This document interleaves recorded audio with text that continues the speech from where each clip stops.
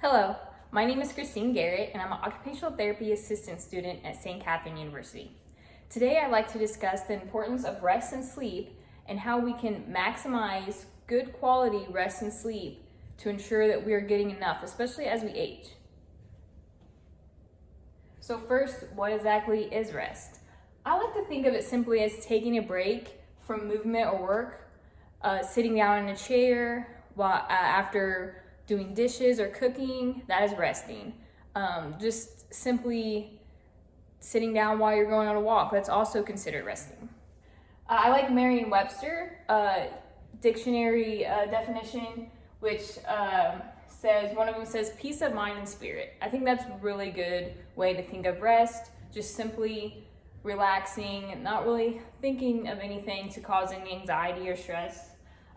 Also, it says to be free from anxiety or disturbance. That means you don't have anyone bothering you or annoying you, which can also increase stress and make it difficult to relax and rest. Also, sleeping is a form of rest. It's so important for our bodies to get that rest and sleep throughout the night so that we can be we're able to function the next day. So here is the big main important pieces of rest and sleep. So without rest and sleep, there will be impaired memory. So during the night, our brain sorts and stores information that was gathered throughout the day. This process is cut short with sleep, and it can result in misfiling of this information from the day. It can also result in poor concentration and impaired judgment. The ability to concentrate, reason, and problem solve is affected whenever we don't get enough sleep. Sleepiness during the day can also cause slower reaction times, which will affect being able to drive safely, cooking in the kitchen, cutting vegetables or meat. You don't want to be sleepy while you're doing that. You want to make sure you're fully rested so you can fully pay attention to activities that we participate in throughout the day. Also, pain and stress sensitivity is increased whenever we don't have enough sleep. When we are tired, our pain sensitivity is heightened, and also we're more easily irritated. And so little things throughout the day can stress us out, which makes it difficult for us to rest and then ultimately sleep at the end of the night, which then carries over into the next day, and it just becomes a cycle of not getting enough sleep, which then affects how we feel during the day. Also, there's an increase of health risks, mainly worsened symptoms of depression, high blood pressure, migraines. These are all things that affect how we feel throughout the day and how we are able to function. So it's so important that we get sleep so that we can feel better physically, mentally, spiritually. There's also lack of sleep causes compromised immunity. When immunity is compromised, there's an increased likelihood of illness or infection. And during this time right now with the pandemic and COVID, it's extremely important that we try to protect ourselves. So getting sleep is one thing that we can do on our own to try to decrease that risk of getting an infection and it being worsened because our immune system is compromised. Also, it can affect our metabolism. It can affect our outward appearance.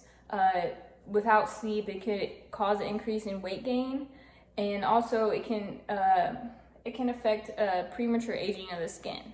So sleep is not only important for the inside of our body for health reasons and for mental health reasons, but also just outwardly, to take care of our skin and our bodies so that we can be healthy and function.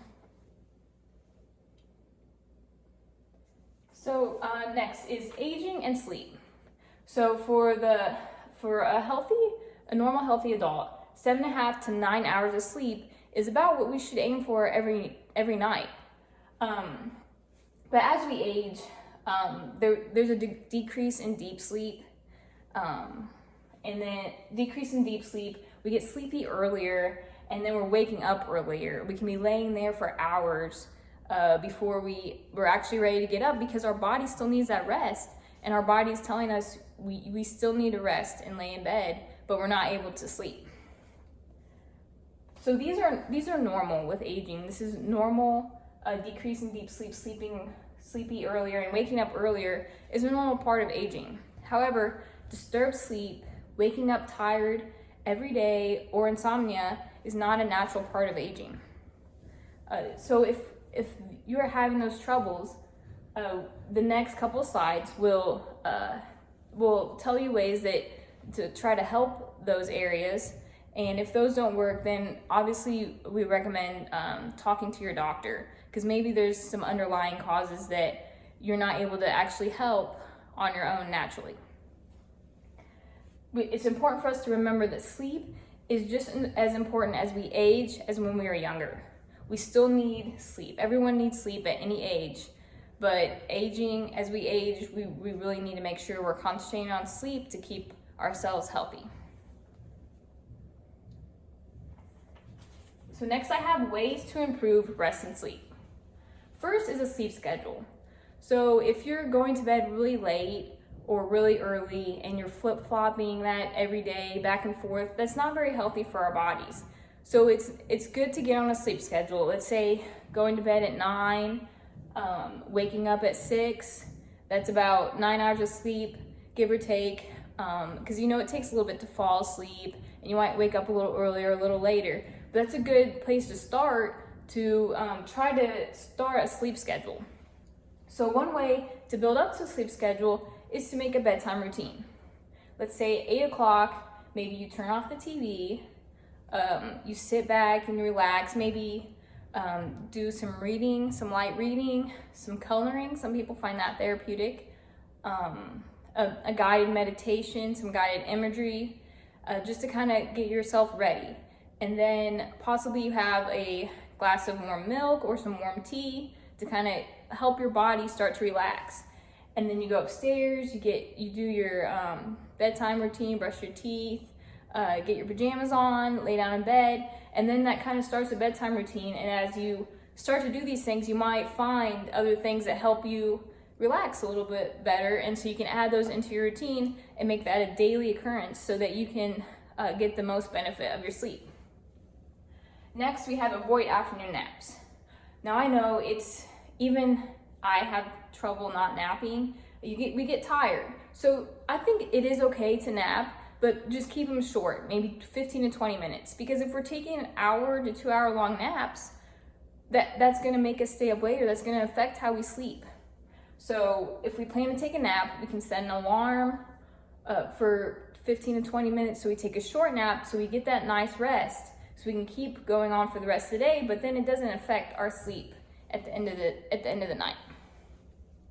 Exercise is also a good one. I enjoy exercising. I know not everyone does, but even just 15 to 20 minutes of some light exercising, going for a walk outside, that sunlight can help kind of tire your body a little bit and give it some good vitamin D, and some helps you to rest later on in the day.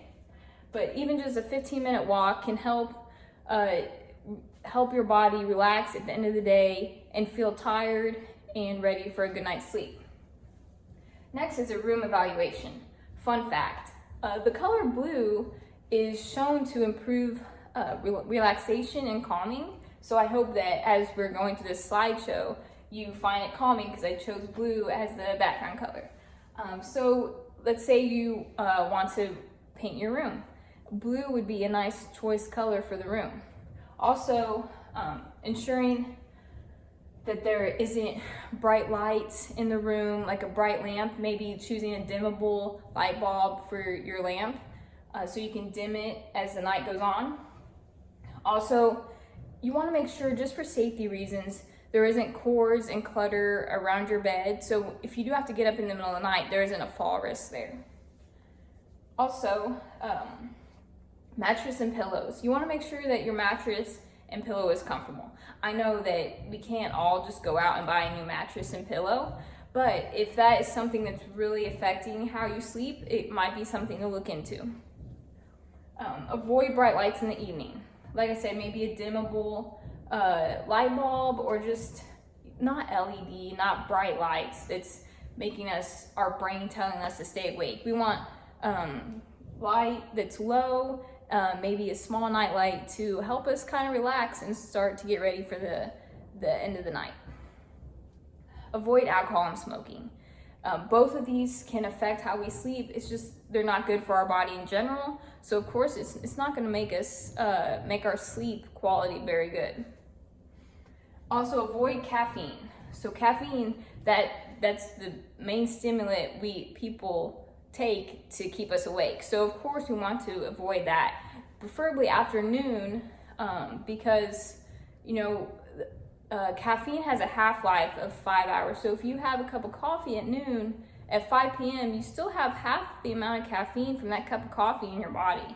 So even at 8, 9 p.m. when you're getting ready to go to sleep, there's still a little bit of caffeine in your body that's fighting to keep you awake. So it's best just to avoid caffeine in the afternoons if possible. Also, avoiding spicy and heavy meals in the afternoon.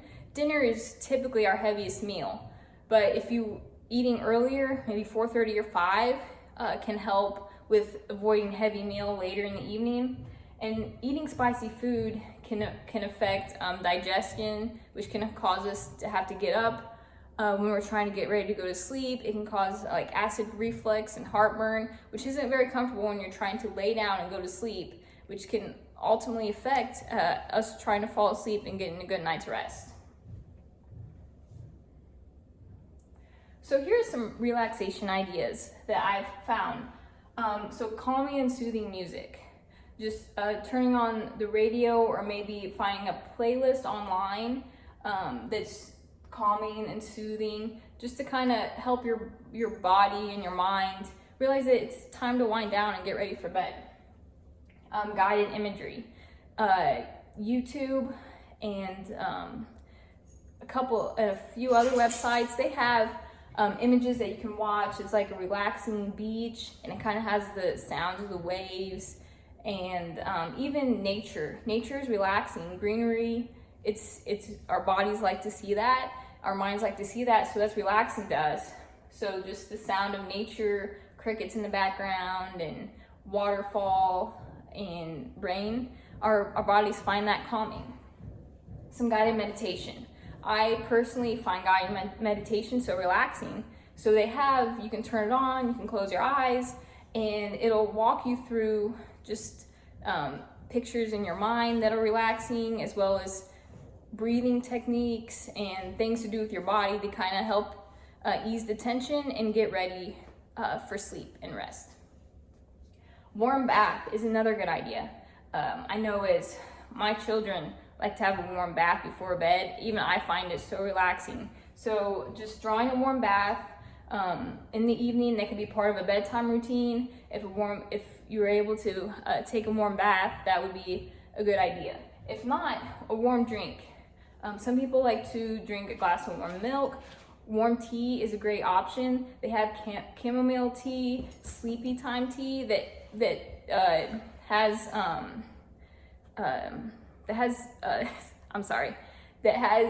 ingredients in it that help calm your body and calm your mind. And even just that warm drink, it just kind of helps to release any tension from your body and helps get you in a calm and relaxing state. Of course, you want to avoid caffeine. You have to be careful with teas, because some teas even have a small amount of caffeine, which can then tell your body, oh, I need to stay up longer. So watch for caffeine in tea as well. Also, scents like lavender or vanilla are known to be relaxing and calming. Maybe if you take a warm bath, you could put some lavender essential oil in there, or diffuse some lavender in the air. A lavender or vanilla candle, something you can light before you go to sleep, or even just potpourri if you don't like candles, because I know if I'm getting sleepy, I might forget to blow out the candle or turn something off. So maybe some potpourri that's lavender, vanilla scented. They have bath bombs. There's all kinds of things they make with these scents in them that can help us relax. So these are the references that I used throughout this presentation to bring you this information.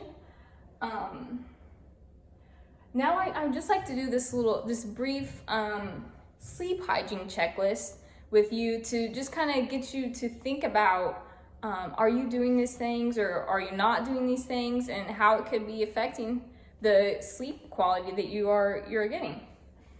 So the first question is, I rise and go to bed at the same time every day, even on the weekends. True or false? So if we switch up our routine on the weekends, then when we start back on Monday, our body is starting to get used to that routine from the weekend, which then is this flip-flop for our body, and it's not gonna improve our sleep quality. So that's something to think about, to continuing that Monday through Sunday, the same time going to sleep and getting up. Second, I do not take naps during the day that last more than 20 minutes. Remember how I just discussed 20 minutes would probably be a good amount of time to take a nap? If we're talking naps that are longer than 20 minutes, then it's going to be hard for us to fall asleep. I avoid caffeine, nicotine, and alcohol for at least 6 hours before bedtime. True or false? 6 hours, that's a good place to start if you're used to maybe drinking a cup of coffee in the evening. I know that my parents and grandparents sometimes have a cup of coffee before bed, but I'm sure they aren't getting that great quality of sleep. So 6 hours, if you're used to having one later, you could start 6 hours back and then maybe push it back up to noon. I do not exercise for at least 4 hours before I go to bed. True or false? This is a good one too, because I mentioned how 15-20 minutes of exercise a day, even 30 minutes would be good for sleep, but you don't want to exercise probably after 5 or 6 p.m. because then that also, you got those endorphins going through your body, so that also wakes us up a little bit too. So that is also something to keep in mind, not to exercise for at least 4 hours before you go to bed. I limit my liquids in the evening so I can reduce my need to use the bathroom at night. True or false? That's also a good point too. Warm tea, I think a cup of warm tea in the evening would be okay, but probably not more than one, so that we're not needing to use the restroom, getting up, we know we're getting in that good sleep, and then, we realize we have to go to the bathroom, so we're running to the bathroom. I have bedtime rituals such as brushing my teeth, setting an alarm, and reading a book. This is, like I touched on earlier with having a bedtime routine, it just tells our body's gonna remember, okay, we're starting this bedtime routine, we've been doing this past few days, I know it's time to get ready for bed. My bedroom is kept dark and at a comfortable temperature. It's really important if you need a night light and can, use a little light in the room, maybe a motion sensor light that when you walk by it comes on, so if you do have to go to the bathroom, that's a great idea. Also a comfortable temperature. You don't want it too cold, but you also don't want it too hot. You want it just right so you can get under the blanket, be nice and warm, but also cool at the same time. My bedroom is for sleep. I do not watch TV or work on projects while in bed. That one would be false. Sometimes I do my homework while I'm laying in bed, or I watch TV, which I know is not good. The bed is a place for sleep. So, turning off, not having a TV in your room is a good idea if you have trouble leaving the TV on, as well as working on projects, important things in bed, because that's just going to confuse your body, and then you're working, you have your computer there, you're working on something, and then you set it to the side and you try to go to sleep. That's going to be difficult because you've just had all that stimulation from the TV, a computer, a phone right in your face, and then it's hard to just turn off and go to sleep. I go to bed only when I feel sleepy. True or false? This one is also difficult. If you you're like, I'm gonna go to bed at 9, I'm tired, and then you go to lay down, but you're not sleepy yet, and you just lay there, that's not gonna be very comfortable. Sometimes it's a better idea just to get up and maybe walk around the house a little bit, do some coloring, do something just to kind of relax your mind, not turn on the TV, that's probably not a good idea, but just something to relax your mind and just until you get sleepy, and then lay back down so it's nice and comfortable and you can relax without thinking too much. And the last one, if I cannot fall asleep within 30 minutes, I get out of bed and do something relaxing, which is what I just touched on. So 30 minutes, that's a good amount of time, because sometimes 30 minutes goes by fast. You don't realize that you've laid there 45 minutes to an hour trying to go to sleep. So I think it's a good idea to just keep an eye on the clock. If it's been 30 minutes and you know you're not near sleep because you're wide awake, paying attention to the time, then it's a good idea to get back up and do something. That way your body can, get in that more relaxed state before you lay down. So this is just a handout I have on sleep hygiene, on some things I touched on today that are important to help you rest and sleep good quality and adequately. I have this one, and then I have this one, which has guided meditation and imagery resources, some sites that you can find them on if you're interested in that. And I found this progressive muscle relaxation technique, which, just do what you feel comfortable. Don't push it too hard, and make sure you are breathing. It says to take deep breaths, but if it's too slow for you, you can take more breaths. Don't push it. It's supposed to be relaxing, so do what feels comfortable with your body. But it has you tense and relax different parts of the body just to kind of get calm and in a relaxed state. So I have this handout as well. They will be at the front office of the YMCA if you would like to get a copy.